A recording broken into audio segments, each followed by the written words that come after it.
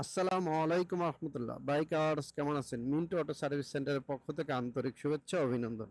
আশা করি সকলেই ভালো আছেন। বাইকার্স, কিছুদিন আগে আমি একটি ভিডিও পোস্ট করি, সেটা হচ্ছে কেরোসিন তেল দিয়ে বাইক চলবে। তা এটা কিন্তু আমার বাইকেই আমি এক্সপিরিয়েন্সটা করি, এবং কি আপনার হচ্ছে প্রথমত যে অল্প অল্প দিয়ে করি, করার পর দিয়ে না আলহামদুলিল্লাহ বাইকটা চলতেছে এবং মাইলেজ অনেক বেড়ে যাচ্ছে।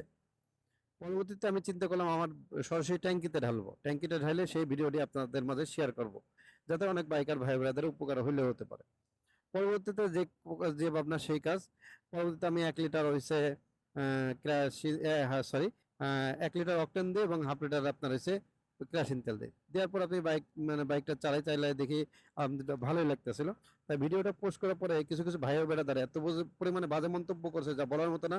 ভাই, এখানে যদি কেউ একটি মনে করেন যে বিষয়, সে যদি মানে রিসার্চ করতে চায়, রিসার্চ করে বের করতে চায়, এটা বাইকার ভাই বেড়াদার ভালোর জন্যই।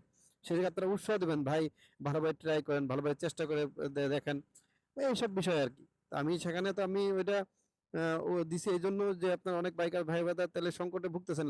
দীর্ঘ লাইন 7-8 ঘন্টা মানে সে মানে দাঁড়ায় থাকে, তারপর তেল নিতেছে। ওই জায়গা থেকে আমি এই জিনিসটা কিন্তু ভাবনায় আপনাদের ভালোর জন্য কিন্তু ভিডিওটা শুট করা।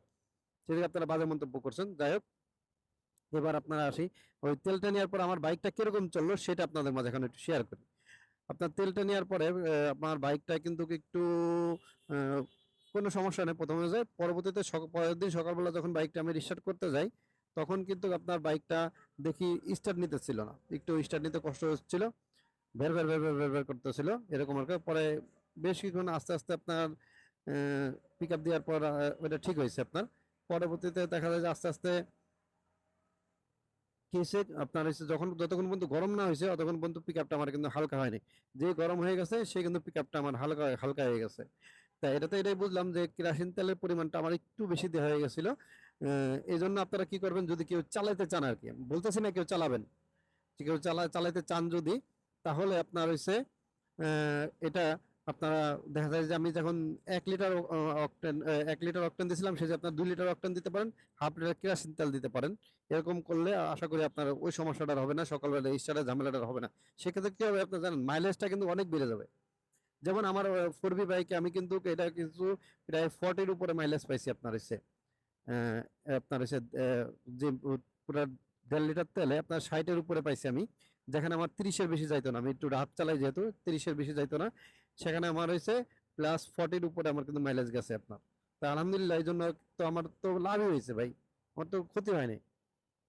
আর দ্বিতীয় হচ্ছে ইঞ্জিনের বিষয় আসে। ইঞ্জিনের বিষয় হচ্ছে আপনার যখন আপনার হচ্ছে কেরোসিন তেলটা একটু পরিমাণ যদি আপনি বাড়ায় দেন, সেক্ষেত্রে আপনার হচ্ছে কি করবেন, যখন হাইওয়েতে যাবেন আপনারা, হাইওয়েতে গেলে কিন্তু কেরোসিন তেলের পরিমাণটা আপনার বাড়ায় দিতে পারেন। কারণ কিসের জন্য সমস্যা নেই, আপনার যখন হাইওয়েতে একটানা চলতেছে তখন আপনার ইঞ্জিনটা কিন্তু প্রচন্ড পরিমাণে হিট থাকে, হিট থাকার ফলে কেরোসিন তেলটা ওই পরিমাণে কিন্তু আপনার ইঞ্জিনের জন্য কিন্তু সাইড এফেক্ট হবে না।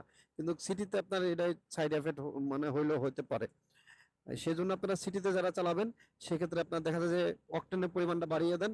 হাইওয়েতে যখন যাবেন কেরোসিনের তেলের আপনার পরিমাণটা বাড়িয়ে দেন। কিভাবে? আপনার যা বুঝাইলাম যে আপনার হচ্ছে 2 লিটার আপনার অকটেনের জায়গায় হাফ লিটার কেরোসিন তেল দেন তার, এরকম ভাবে আপনার দিতে পারেন।